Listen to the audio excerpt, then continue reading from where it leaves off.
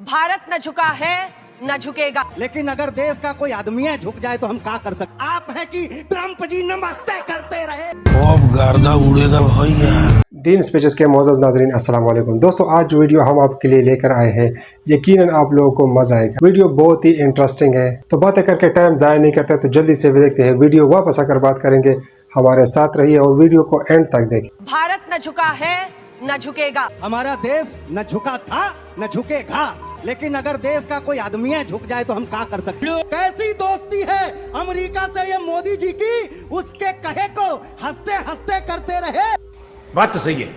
रसिया से तेल लेने पर लगेगा जुर्माना, धमकाए ट्रम्प अलग रास्ते करते रहे कि यूएसए में भारत के सामान महंगे मिलेंगे, जिनका व्यापार हम सस्ते करते रहे।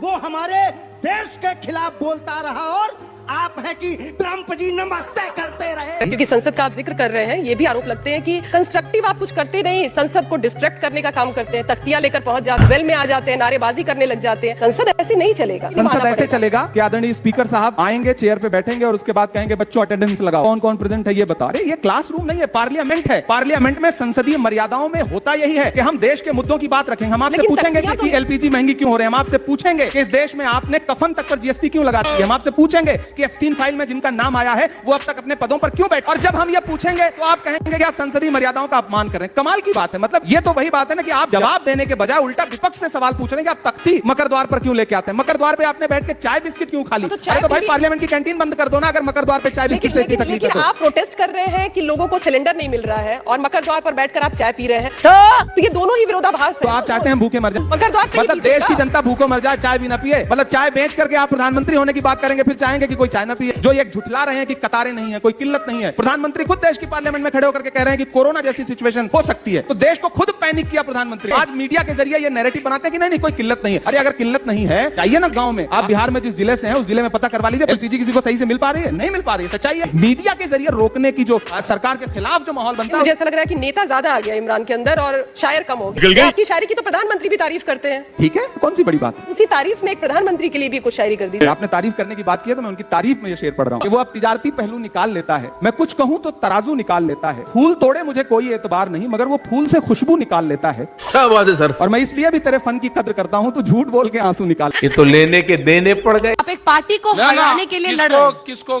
कौन सी पार्टी को, कौन सी पार्टी की बात कर रहे हैं आप। आपने कहा है ना डिफीट बीजेपी। किसकी पार्टी की बात कर रहे हैं, कौन सी पार्टी की सरकार है।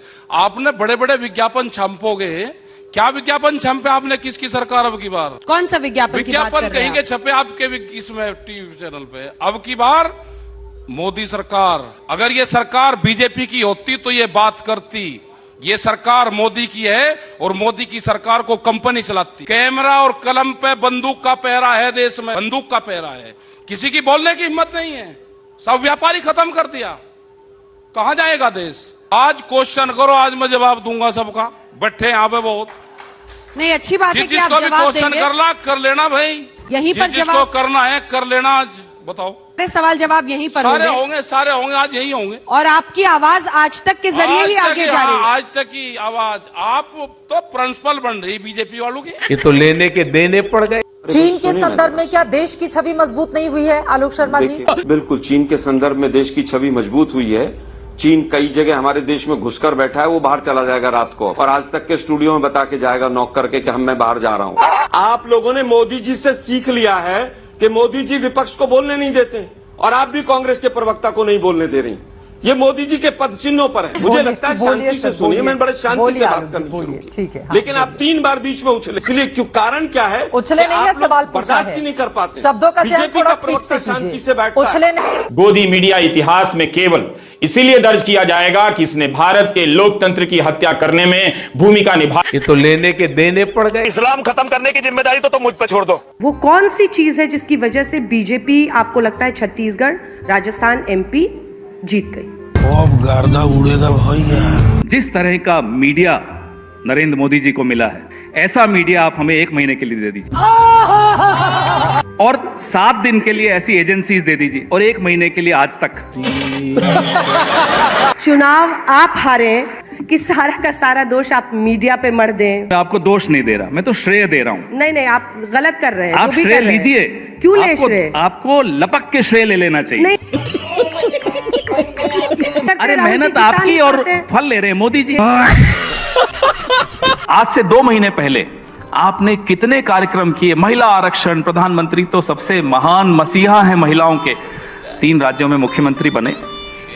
अरे अपनी पार्टी में कोई महिला नहीं मिली होंगी, अंजना जी को ही बना देते। हमें चूना लगाने की कसम खाई है, घड़ी झोला उठाने की मगर आई है। ये लोटस बोल के लोटा थमा देंगे, बुलेट ट्रेन नाम से टेम्पो चला देंगे, निबोली देंगे जो अमृत से धोई हो, अगर कड़वी लगे तो तुम देशद्रोही हो। ये दल है या गलगोटियाओं की ताई है, हमें चूना लगाने की कसम खाई है, फलक की बोल के ये सड़कों पे ला देंगे, ये एक दिन बोरा को भी बोरा थमा देंगे, नीतीश को देखना ये पार्षद लड़ा देंगे, ट्रंप का शाहदरा में खोका खुला देंगे, ये एक दिन नासा को भी झांसा दिखा देंगे, ये उन एलियंस को भी जुमले सिखा देंगे, हड़प कर यूएफओ पुष्पक लिखा देंगे, फिर उनके कान में थाली बजा देंगे, कहेंगे जादू नहीं ये तो जिग्नेश भाई है, हमें चूना लगाने की कसम खाई है। मजा आया। ये तो लेने के देने पड़ गए। इस्लाम खत्म करने की जिम्मेदारी तो तुम मुझ पर छोड़ दो। सबसे ज्यादा तादाद में अगर कोई मजहब पड़ा वो है इस्लाम, 235%, ईसाइयत सिर्फ 47%। मैं पूछना चाहता हूँ इन 50 सालों में कौन सी जंग लड़ी गई थी जिसमें मुसलमानों ने तलवार के जोर पे गैर मुसलमान को मुस्लिम बनाया? कौन सी जंग? कोई भी नहीं। आज के स्टैटिस्टिक्स कहते सबसे ज्यादा फैलने वाला मजहब यूएसए में, अमेरिका में इस्लाम है, सबसे ज्यादा फैलने वाला मजहब यूरोप में इस्लाम है, सबसे ज्यादा फैलने वाला मजहब पूरे दुनिया में इस्लाम है। और जो मीडिया कहती है इस्लाम खवातीन पे जुल्म करता है, आपको ताज्जुब होगा जितने लोग इस्लाम कबूल कर रहे हैं 2/3 हिस्सा, 2/3 हिस्सा इसमें से खवातीन है। मैं पूछना चाहता हूँ क्यों अमेरिकन खवातीन, क्यों यूरोपियन खवातीन इस्लाम कबूल कर रहे हैं? क्योंकि इस्लाम में ही खवातीन के जितने भी प्रॉब्लम्स है उसका हल है। जी नाज़रीन, तो वीडियो आप लोगों ने देख ली। उम्मीद करता हूं कि आप लोगों को पसंद आई होगी। इस तरह की मजीद अच्छी वीडियोस देखने के लिए हमारे चैनल को सब्सक्राइब करें और बेल आइकन का बटन ज़रूर दबाएं ताकि हमारी हर नई आने वाली वीडियो आप तक टाइम से पहुंच सके। अपना बहुत सारा ख्याल, हमें भी दुआ में ज़रूर याद रखिए। अल्लाह हाफिज़।